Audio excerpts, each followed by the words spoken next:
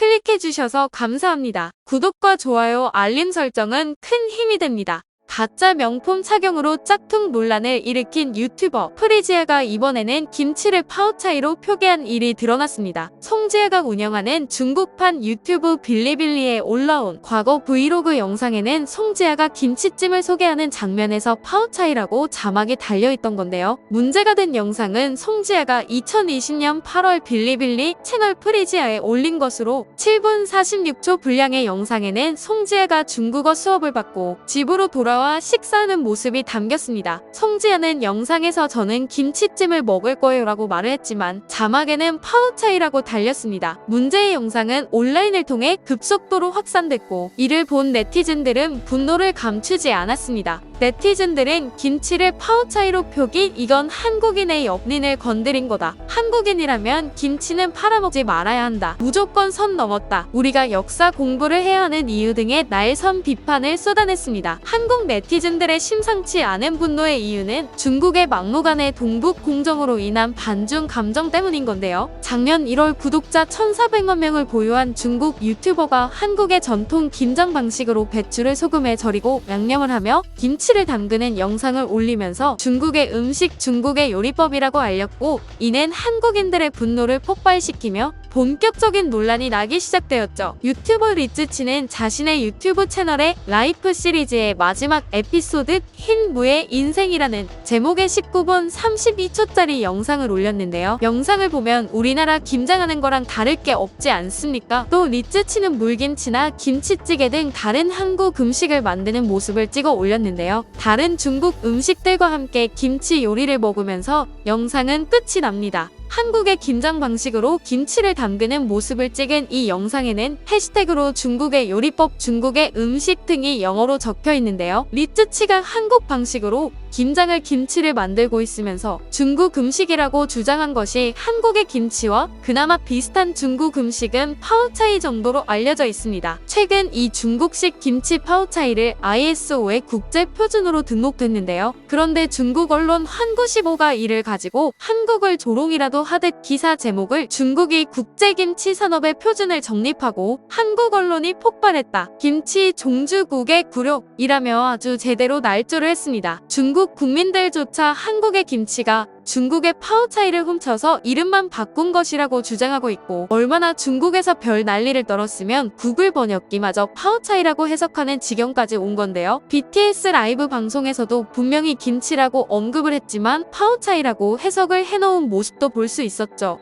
또한 함소원 씨도 김치를 보고 파우차이라고 말하기까지 했고 실제로 중국 정부는 현지에서 판매하는 김치 관련 제품을 파우차이로 표기하도록 강제하고 있기도 하는데 그런데 이뿐만이 아니라 거액의 무려 143억의 정부 예산을 받아 운영하는 한식진흥원도 김치를 파우차이라고 부르고 있었던 건데요. 이건 진짜 할 말이 없을 정도로 답이 없네요. 예산 받아서 뭐라는 건지. 아니 그러면 대체 파우차이가 뭐길래 중국에서 그렇게 난리법석을 떠는 건지 한번 알아보도록 하겠습니다. 중국 스촨청에서 먹는 채소조림인데요. 이게 뭐야? 딱 겉모습만 봐도 김치랑 너무 다른 거 아닌가요? 빨간색이냐 흰색이냐의 차이로 구분되는 정도가 아니라 만드는 과정을 살피면 완전히 다르다는 건데요. 파우차이는 향신료 팔각과 얼음 설탕, 또 그리고 고량주를 넣고 끓인 뒤 채소를 부어 하루 이틀 뒤에 먹는 방식인 겁니다. 아니 무슨 얼음 설탕은 뭐고 고량주는 뭐냐고요. 심지어 먹는 방식도 나박 김치나 동치미만 봐도 국물까지 다 마시지 않습니까? 그에 반대로 파우차이는 국물을 먹지 않고 채소만 건져서 먹고 그 국물에 다시 채소를 담가 먹는 방식인 겁니다. 그럼 맛이라도 똑같냐? 말도 안 되는 소리죠. 맛은 들어간 재료부터 아예 다르기 때문에 맛이 같을 수가 없겠죠. 근데 대체 김치랑 파우차이랑 뭐가 똑같다는 거냐고요? 어이가 없어서.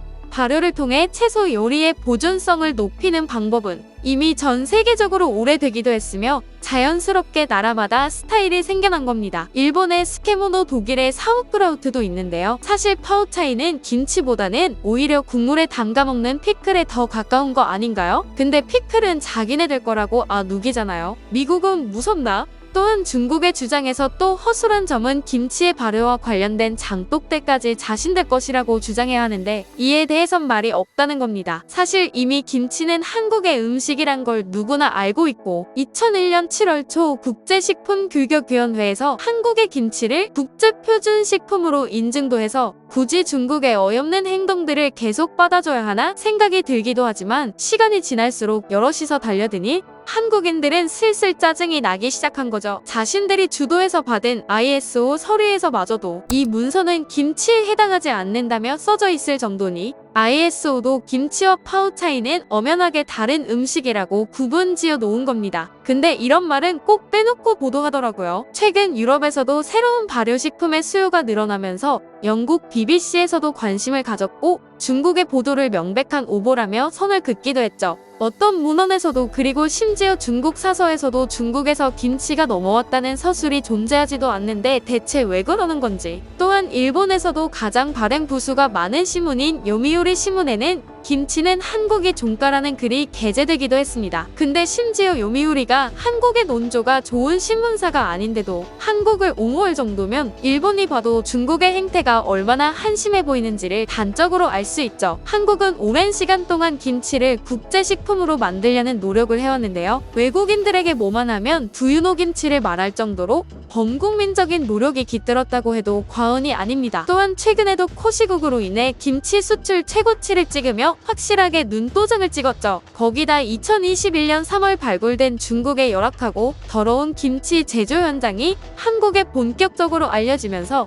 불난데에 기름을 붓게 됩니다. 영상 자체는 2020년 여름에 촬영되어서 각종 중국 UCC에 올려졌으나 이내 삭제되었는데요. 이런 김치라면 그냥 저도 안 먹겠어요. 그에 반대로 한국 김치 공장은 엄청난 위생 상태를 보여주고 있어 네티즌들은 역시 김치는 한국이지, 와 우리 집보다 깨끗하다 라며 열광하는 반응을 만날 수 있었습니다. 또한 중국인들이 김치를 파오차이로 부르는 가운데 우리 정부는 김치의 중국식 이름 신치 사용 확산을 위해 법령 개정에 나선 것으로 알려졌죠. 신치는 농림축산식품부가 8년 전 중국어에 기 발음이 없어서 신을 쓴 것인데요. 이에 네티즌들은 중국의 신치로 발음하는 건 걔네만의 사정 아닌가? 김치는 김치지 김치가 무슨 신치냐? 세계인들에게 한국하면 김치라는 말을 쓰게 하라 라는 비판을 하기도 했습니다. 그쵸, 우리가 중국 발음을 왜 신경 쓰나요? 김치는 김치인데 말이죠.